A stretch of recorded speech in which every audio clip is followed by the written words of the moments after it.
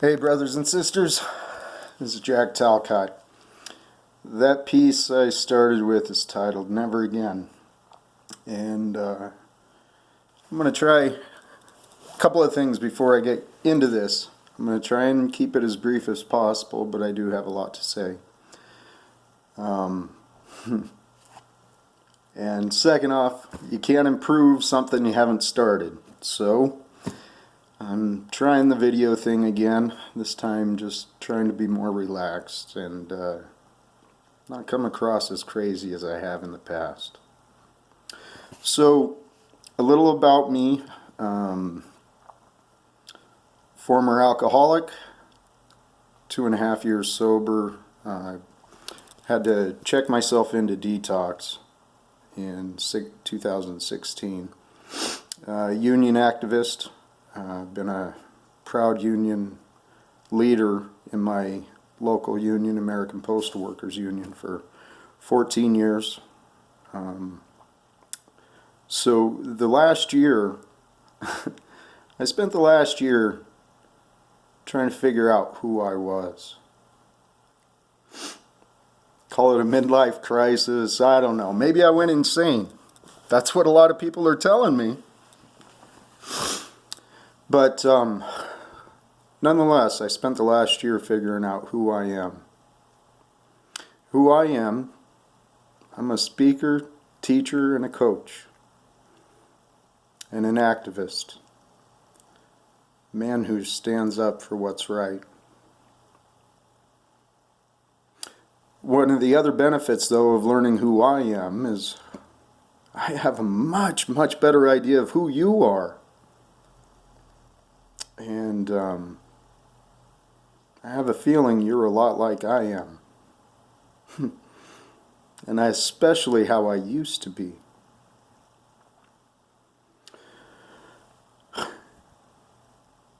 In the last year, I've spent a lot of money. I've learned a lot from a lot of people that are a lot smarter than me. But as a result of keeping an open mind and listening, I learned better who I was. And see, I don't know if it's a simply from an evolutionary design or what, but I think when you guys listen to me, you'll see it too, and we'll all agree, because we're all the same. But I think collectively we're doing things wrong.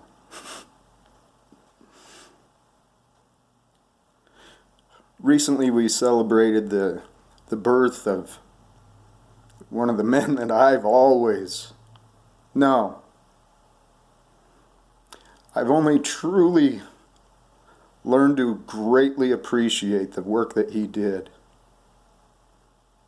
over the last couple years. And that's Dr. King.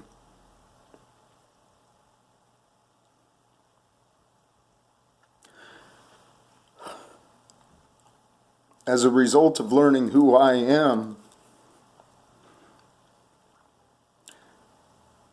I want to carry Dr. King's message, not just across our country, but around the world. See, and that's another great part of realizing who I am as a speaker, teacher, coach, and knowing that we're all the same. I know I don't have to do this alone.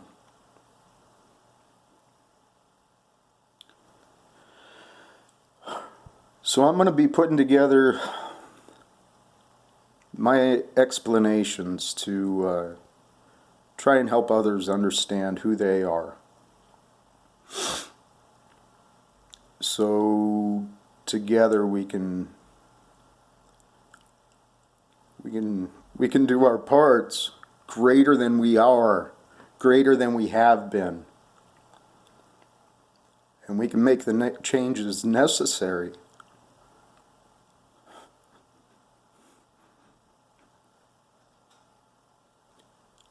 to start a new earth.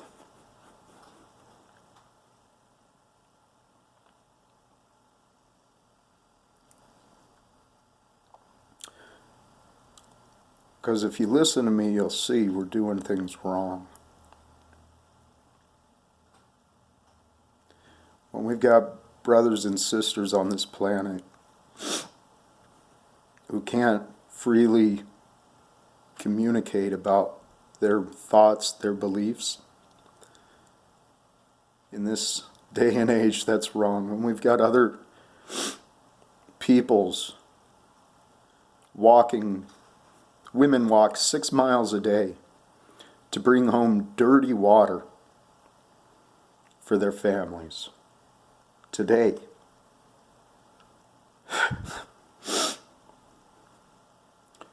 we continue to murder each other senselessly.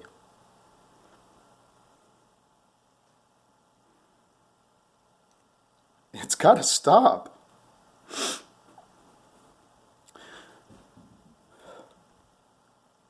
We're destroying our planet, and we're destroying each other. And it's time for us to evolve. People call us civilized, but we are not civilized.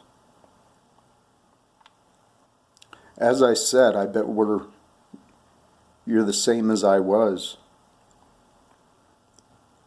We work to survive. We have made money a requirement for our species to survive.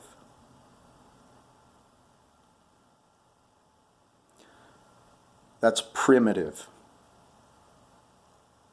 Civilized is working together, is communities.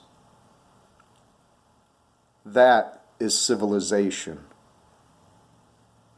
We have simply evolved our primitive species. We're living in a state of primitivism. I tried to practice that word.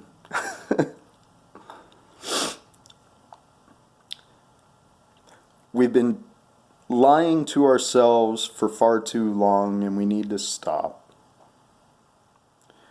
The way we're raising our children is wrong, but we did it as we were taught, so it's understandable. It's only through the collective evolution of our knowledge in psychology, in sociology, in behavioral sciences of animals and ourselves. It's only through those evolutions, collectively, that knowledge, that we can now understand. And so that's what I mean. It's I think it may be divine design, the evolution of our species. We needed more comfort in order to activate our time for our creative thought, and through that creative thought of the few that really, really dedicated themselves to it and shared it, that's a big key. From the collective efforts of them, we've evolved our educations, we've evolved the knowledge that's available, we've evolved the way we can communicate. So collectively, we are evolving. But I think it's time for us to do a little better job. You see, the way to fix the world is simple. We have to fix ourselves. But it's hard to fix ourselves in a society that we've built where we charge money to live. Okay? Let's think that through. Money is a tool that our species created. Yet we knowingly and willingly continue to fight for a society to exist in which 1% control over 50% of the wealth.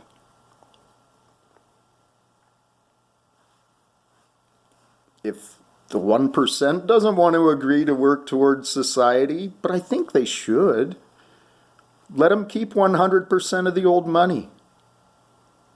We outnumber them. We can peacefully take back the world if we just start working together. I actually have a lot of plans. I have a lot of ideas. And I've been trying to figure out how to share what I've learned with others. I met with executives at the United States Postal Service last March. I tried to, in my opinion, apply for a promotion at the headquarters level. I wanted to bring an aspect of mindfulness and awareness into the employee engagement program. That's the part I guess I left out. That's the key to learning who you are, is learning to make your own choices. And you don't learn to make your own choices until you start making them. If you don't make your choices make you. Oh, I'll get into all of this in the later videos.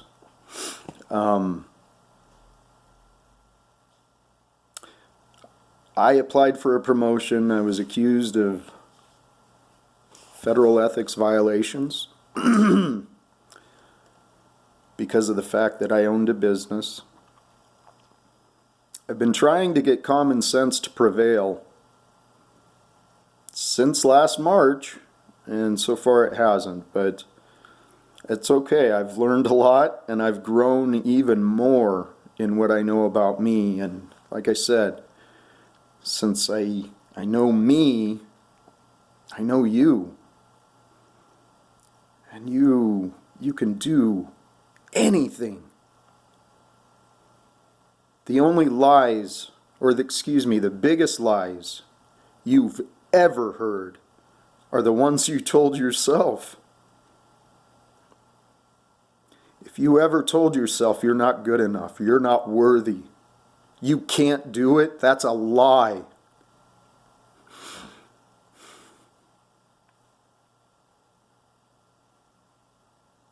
But if it's true for you, it's true for someone else too. So if you ever looked at someone else and thought, they're not worthy, they can't do it,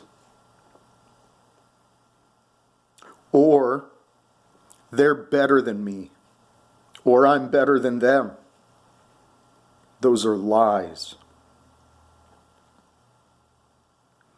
Every one of us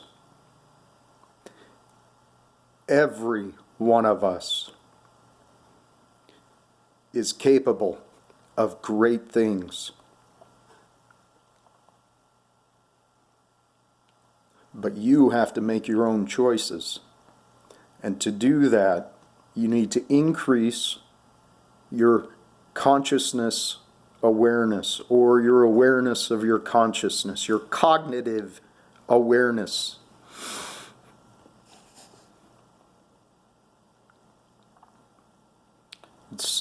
I can explain it, and I will, hopefully. Hopefully I'll get some avenues to do so.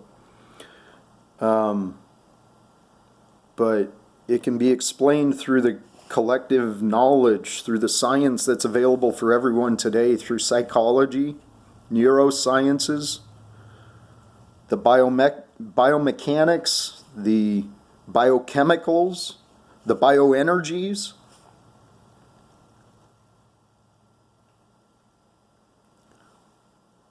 We create our reality. But if you're not choosing your thoughts, if you're not choosing your actions, then who's creating it? So I'll be explaining it. My efforts to try and improve things at the Postal Service have resulted in me being accused of being a criminal. That resulted in temporary neurosis. I exhibited physical symptoms of anxiety last May, June, around there. I've been off work since last June. The 1st of August, I realized what the problem was, and so I've requested reasonable accommodation through my supervisor. I asked, please provide me the bright line. How can I exist safely in a postal service environment as a business owner without getting in trouble, without being accused of being a criminal? And so I haven't had a penny of income from my employer since October. I have plans in place to try and carry Dr. King's message of truth throughout the world, to try and inspire others to be happier, to be more fulfilled,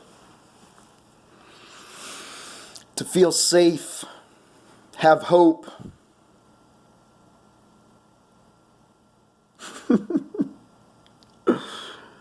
And today I was asked to leave the premises by the postal inspector, the same agent who investigated me. And when I asked him to please tell me what evidence he used, he relied on to determine my guilt, that my purposes were for promoting my business. He told me I've exhausted all of my options. God bless that man. I even questioned him. I wish I could remember exactly what I said, but he's putting rules and policies above humanity. I don't know if I asked or accused, but it's the truth.